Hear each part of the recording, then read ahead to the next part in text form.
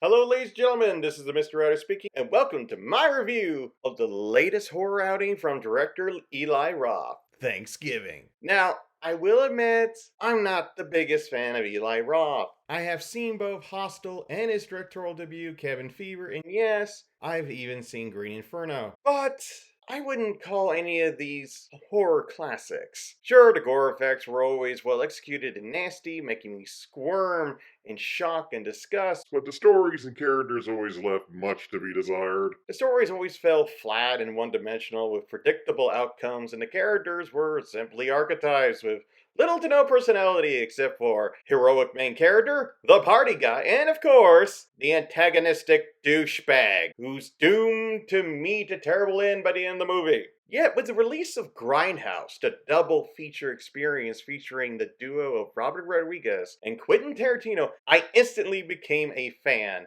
of Roth's fake trailer for the fictitious Thanksgiving slasher movie Once I Saw It. I love slasher films. They are some of my favorite horror movies of all time. So it makes sense to make a slasher movie around this American holiday because so many holidays have their own slasher films, especially Christmas. Heck, even 4th of July has one or two. And yes, there have been a handful of Thanksgiving slasher films, but none of them are particularly good. Heck, none of them are even horror classics. Most of them are just cheesy B-movie cult classics, known for being so bad it's good. Not to mention that most of these Thanksgiving slasher films mostly use the holiday as a setting rather than the main theme for the movie. So A Killer Pilgrim was a stroke of genius, and Eli Roth's Thanksgiving was by far the best fake trailer in the Grindhouse double feature. Now it finally joins the likes of Machete and Hobo of a Shotgun by becoming reality. Yes, the movie changed from being a homage to early slashers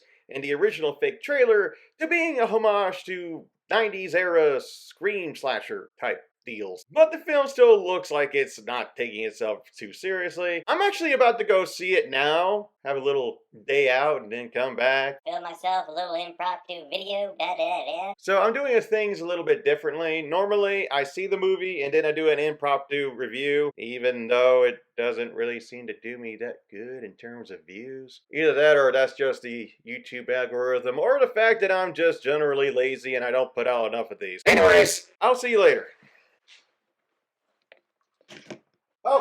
Wait.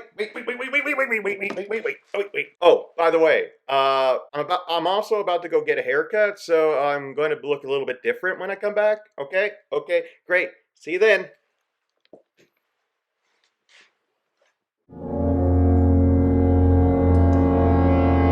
Hello again! This is the Mystery Writer, back from seeing Thanksgiving in theaters. So, what did I think of it? Definitely one of the best horror films of 2023. I loved it, I have to say.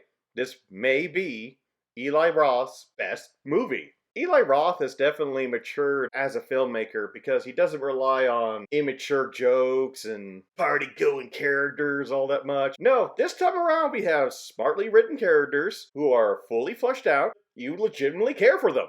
It's not just heroic character, party guy, and douchebag doomed to die at the end of the movie. No. Yes, we still have traces of those characters, but they're actually fleshed out, which is a miracle. Kills were gory and exciting and shocking and so well executed. I loved it.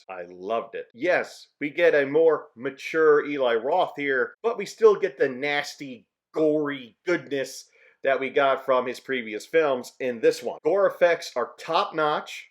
A nice blend of CGI and practical effects. CGI effects that actually look fairly decent. I love this movie. The acting is superb, especially from Patrick Dempsey and Allison Ray. I guess Allison Ray is huge on TikTok, but this is the first time I'm ever actually hearing of her because I don't actually follow that many people on TikTok. Most TikTokers that I know from YouTube. But whatever. It's fine. But yeah, acting is actually really good. They're believable characters. They feel like legitimate human beings, which is shocking in an Eli Roth movie. Most of the time, you get the most dislikable, poorly written out characters. But here, you care for these characters. You're legitimately surprised when they die. And they die in the most brutal, over-the-top fashion you would expect from Eli Roth. And it's fantastic. Not to mention the fact that this is by far one of the best horror musical scores I have heard in a long time. I love the music in this movie. It was like the first thing that I loved about this movie. Like, when it first started, I was like, oh yeah, that's the spot. That's perfect. Now, is this film perfect? No. It's not perfect. For mainly one reason. It's predictable. For example, I guessed who the killer was within 15 minutes. Look, I knew it wasn't going to be either of the love interests. That would be too obvious. And it's not Mitch, the grieving husband. Again, he's an obvious red herring. So that pretty much just left us with, like, what? Two or three characters that could possibly be the killer. And he was my number one suspect throughout the entire movie. And, oh, by the way, look! Spoiler alert! It's Dempsey! Patrick Dempsey is the killer! And probably one of his best performances in years. Apart from that, I love this movie. I'm not going to go too much into detail about the plot, even though I just spoiled who the killer was.